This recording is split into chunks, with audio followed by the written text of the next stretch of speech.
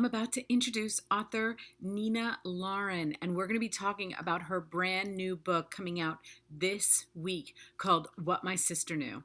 And every time I think I've read a thriller and that I'm like, I don't know, I've read 100 thrillers, and then I read this one, I'm like, oh my God, it is incredible. And I've seen people saying that on her comments about her last book. So this is going to be a huge hit, and I'm so happy for her. Everyone. Here is Nina.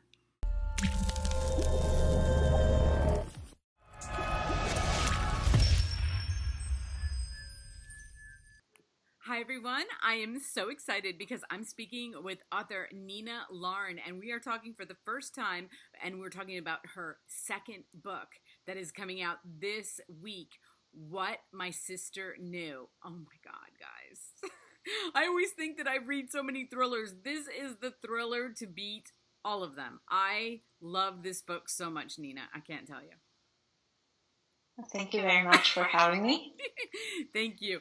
I mean, everybody says, I see people on Instagram going, another thriller, but then you read them and you're like, oh my God. And this one, Nina, to the end, that last sentence, which we're not going to tell, and, people don't look, okay? Read the book, okay?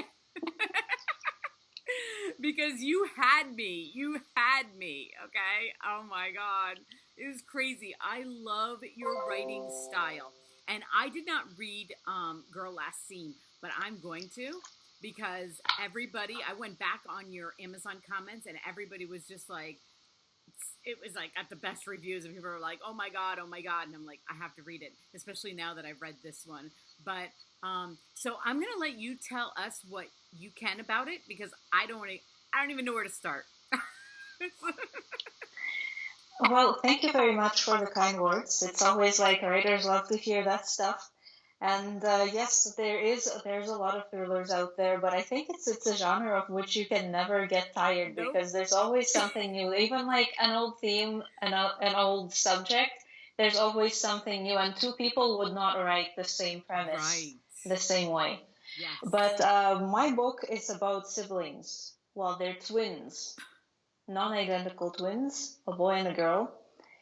And growing up, when they were 12, the brother burned down the house, killing their parents inside it. And so, more than 10 years later, he is out of jail, she's moved on with her life, but he makes the news again because he murdered somebody again. And she has to deal with the fallout. And this is a book that was inspired by a lot of research that I did about true crime. I'm a big fan of true crime, but that one is a particularly like gruesome, some would say, or sinister subdivision of true crime about children who commit crime. And it's interesting that, well, the laws being different in the US and Canada, seeing how I'm from Canada, in Canada, there's a publication ban on names, so you can't like research all that much. A lot of stuff is basically banned from publication, details, names, anything like that.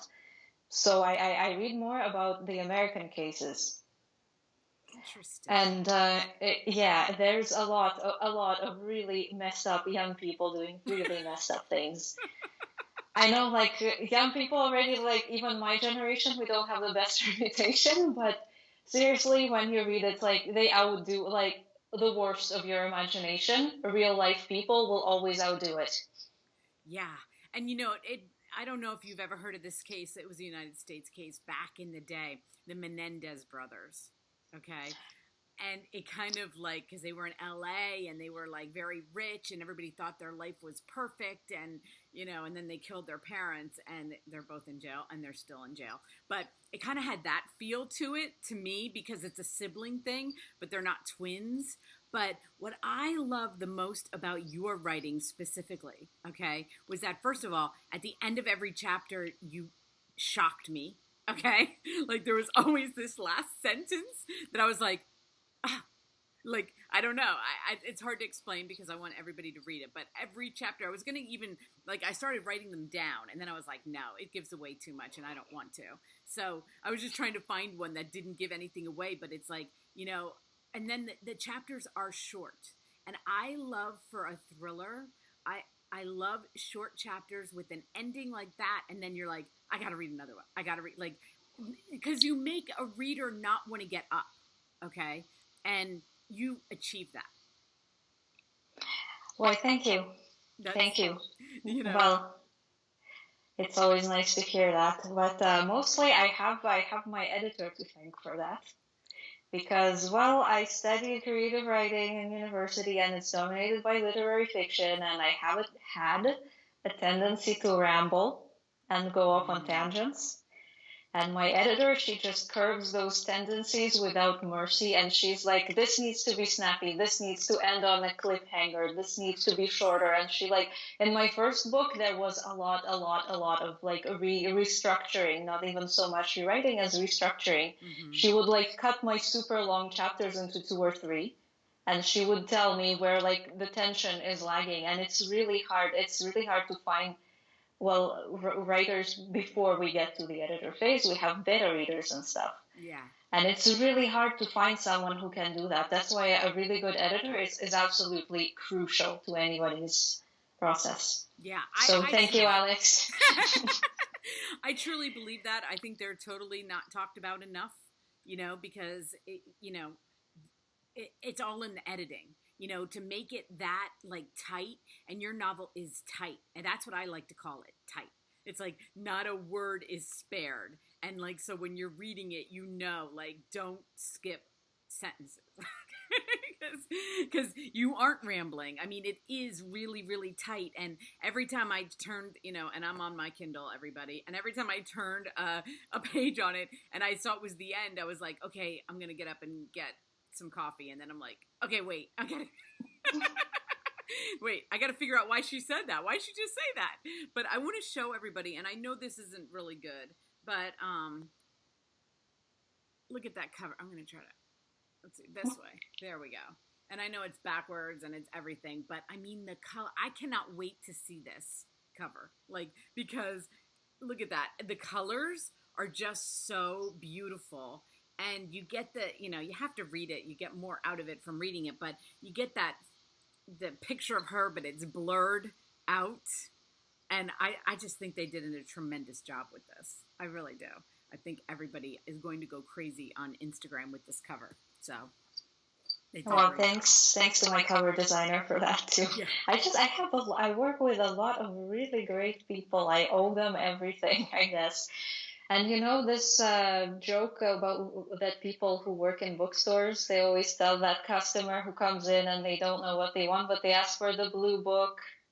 Well, now they can give them my book because my book is blue. Yeah, exactly. But it's like, you can't really tell. I'm sure seeing the book in person is so much better. But I mean, it's blue, but it's got purples in it. And That's very sinister. It really is. And, I know that book cover designers really study what draws people, to a book.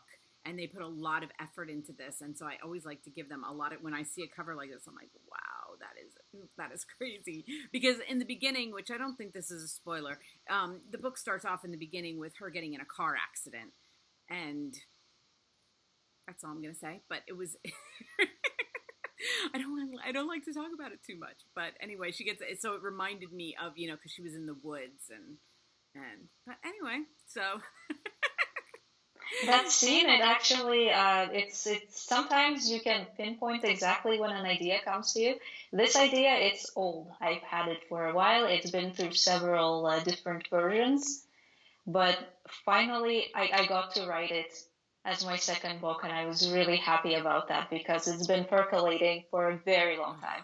And it all started with that scene. That scene is pretty much, it survived from the very first version ages ago.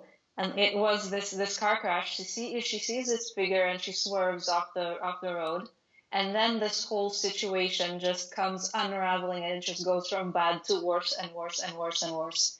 Yeah. And that's how the whole concept of What My Sister Knew came to be. Right. Well, the part that I really loved, and I don't think this is a giveaway either. It's hard to talk about thrillers without doing that. So I always try to, take it very slowly. But you did it in a way that, so in between the chapters, we're also getting that somebody wrote a book, okay, about them, about him. And that was, I mean, was that your idea? Like, did you come up with that idea from the very beginning that you were going to have that as part of the story?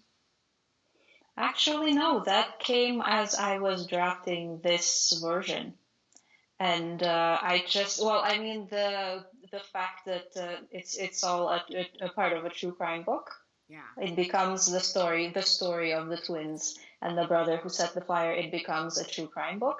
It's kind of integral as the story progresses because it's part of the, well, it echoes my own kind of fascination, and I realize it's not always like the best thing to be feeding your brain constantly, these super sensationalist things that basically glorify like kids who kill.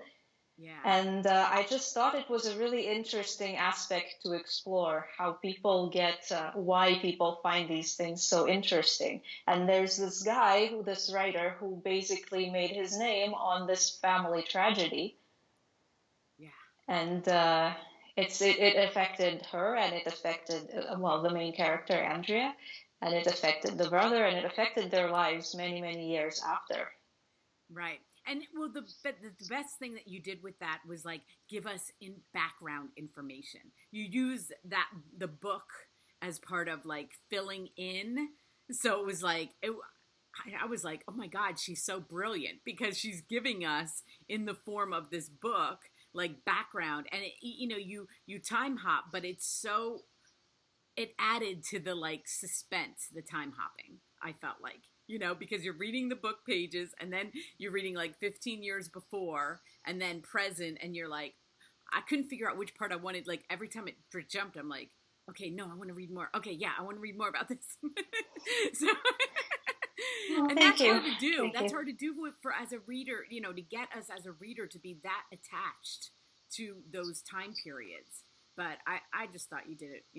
You did it beautifully. So this book is coming out. I mean, everybody go get this thriller. But I do want to talk about and Girl Last Seen. I mean, did amazing as your debut novel. I mean, like I said, all the reviews are just crazy good, and I know this one's going to do just as well. But I saw on your website that you have another one. You've already written the next one. Well, there I put kind of my works in progress, what I'm working on. But there is, not gonna lie, there is a next one. It's gonna. I can't talk about it yet, but things are in motion. Let me just say, it's gonna knock your socks off. Oh my goodness. Well, I hope so. Well, you know what? Yeah. You seem so young to me to be doing this. I mean, you just must be so happy to have this kind of like attention brought to your books already. I couldn't believe it. I was like, wow, she is going to be. I mean, you've got such a great start, okay? And I can see so many more books out of you in this genre. I mean, you're an amazing thriller writer, and I Thank you. can't wait to tell everybody about this. I really can't. Thank you. Well, actually, to tell you the truth, it took, because we like, especially in publishing, this idea of, the big debut that gets like a huge Yeah. advance and a huge release. But for most people, and for me too, there's more than 10 years of work before my Wow. debut got picked up. In three different genres, many, many manuscripts. I don't like, in my latest computer to which I transferred my writing folder, there's about 20 manuscripts sitting there. Wow. And that's not like counting stuff from way before. So That's yeah, crazy. it takes a lot of work. Like some of them I've actually queried, some of them I've submitted, some of them I just wrote and did not really Right. send out into the world. But But maybe. it's exercise. Right, right. Like eventually, maybe, right? Or not. It doesn't really matter. I understand it's part of the process. Like nobody goes and plays the tennis championship right away. First, there's lots of little matches. Right. So it's the same thing. First, you have to learn and study and write things that go nowhere, and then you can actually compete in the leagues. Did you know You you know. wanted to write thrillers though when you were in school? That's a recent thing for me.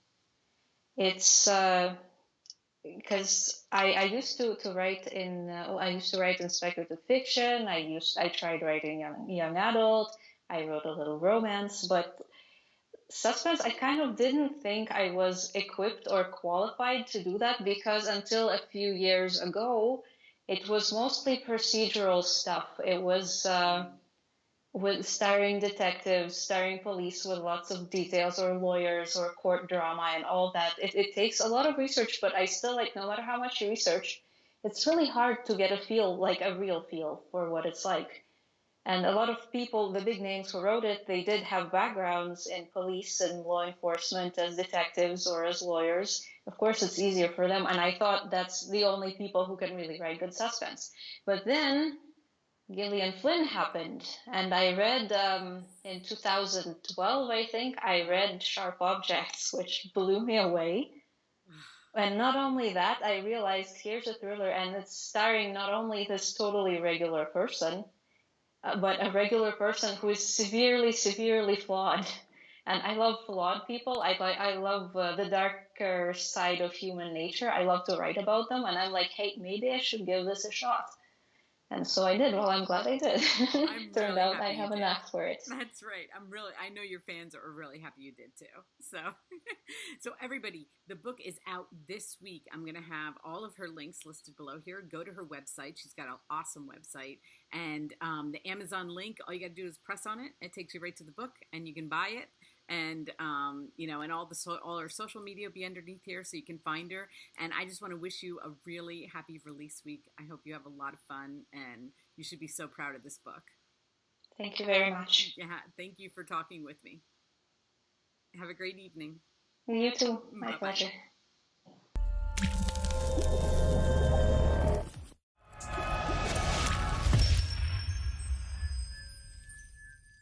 Back, everybody. Thank you so much for watching this interview. She was so cute. I loved her. And this book is, like I said 100 times, you got to go read this book.